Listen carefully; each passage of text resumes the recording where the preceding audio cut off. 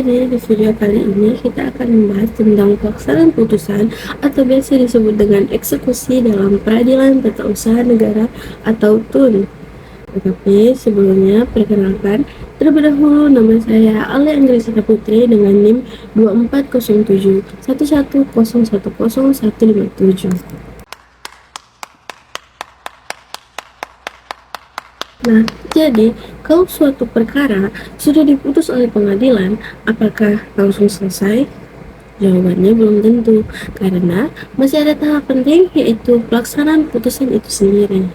Nah, teman-teman, bayangin kamu di sini udah menang gugatan melawan keputusan pemerintah, dan pengadilan sudah menyatakan bahwa kamu benar.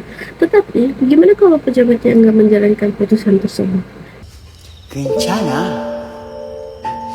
괜찮아요.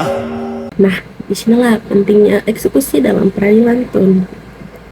Pelaksanaan putusan atau eksekusi adalah tahap akhir dalam proses peradilan, di mana putusan yang telah berkekuatan hukum tetap harus dijalankan. Dalam konteks peradilan TUN, eksekusi biasanya berkaitan dengan kewajiban pejabat pemerintah untuk mencabut keputusan yang disengketakan, menerbitkan keputusan baru, atau melakukan tindakan tertentu sesuai putusan pengadilan.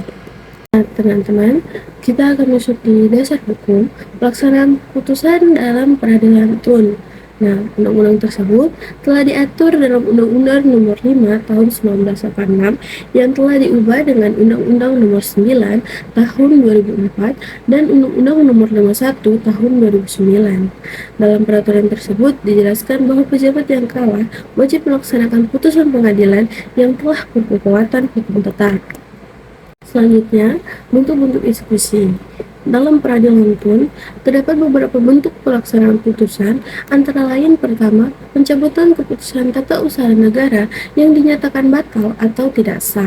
Kedua, penerbitan keputusan baru sebagai pengganti keputusan sebelumnya. Dan yang ketiga, kewajiban melakukan tindakan tertentu sesuai dengan amar putusan. Berbeda dengan peradilan perdata, eksekusi dalam TUN tidak menggunakan kekuatan paksa secara langsung seperti penyitaan atau lelang, namun lebih menekankan pada kesadaran hukum dan kewajiban pejabat negara untuk taat pada putusan pengadilan. Nah, teman-teman, bagaimana jadinya jika yang bersangkutan tetap tidak patuh? 지금 이 중에서도 한 명 교환이 되는 우리 팀이 바뀌어 있는 거고. Jadi, jika pejabat yang bersangkutan tidak melaksanakan putusan, maka terdapat mekanisme upaya paksa. Pengadilan dapat mengumumkan ketidakpatuhan tersebut di media massa. Selain itu, pejabat juga dapat dikenakan sanksi administrasi, bahkan dapat dikenakan uang paksa. Hal ini bertujuan untuk mendorong kepatuhan tersebut terhadap putusan pengadilan. Nah, selanjutnya, dalam praktiknya, pelaksanaan putusan TUN sering menghadapi kendala. Salah satunya adalah kurangnya kepatuhan dari pejabat yang bersangkutan.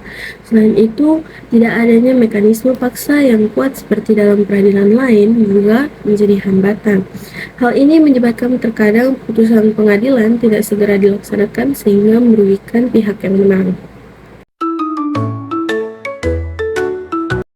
Dalam sidang saudara yang berlangsung pada Kamis kemarin, hakim memutuskan mengabulkan gugatan kelompok pembela lingkungan hidup kepada izin reklamasi Pulau K yang diberikan pemerintah Provinsi DKI Jakarta kepada PT Pembangunan Jaya Ancol.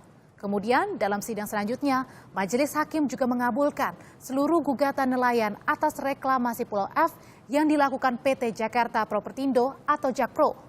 Hakim juga mewajibkan tergugat untuk mencabut keputusan Gubernur DKI Jakarta yang memberikan izin reklamasi Pulau K dan juga Pulau F.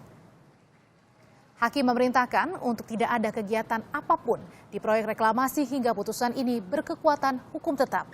Dalam sidang selanjutnya, hakim juga membatalkan izin reklamasi untuk Pulau I yang diberikan pemerintah Provinsi DKI kepada PT Jaladri Kartika Ekpasi. Sama seperti putusan atas Pulau K dan juga F, dalam putusan atas Pulau I, majelis hakim menyatakan proyek reklamasi akan menimbulkan kerugian yang lebih besar kepada ekosistem Teluk Jakarta. Oke teman-teman, masuk di kesimpulan. Jadi, eksekusi dalam peradilan Itu sangat penting untuk memastikan keadilan benar-benar terlaksanakan, bukan cuma di atas kertas. Semoga penjelasan ini membantu kamu lebih paham ya. Terima kasih sudah menonton. Bye.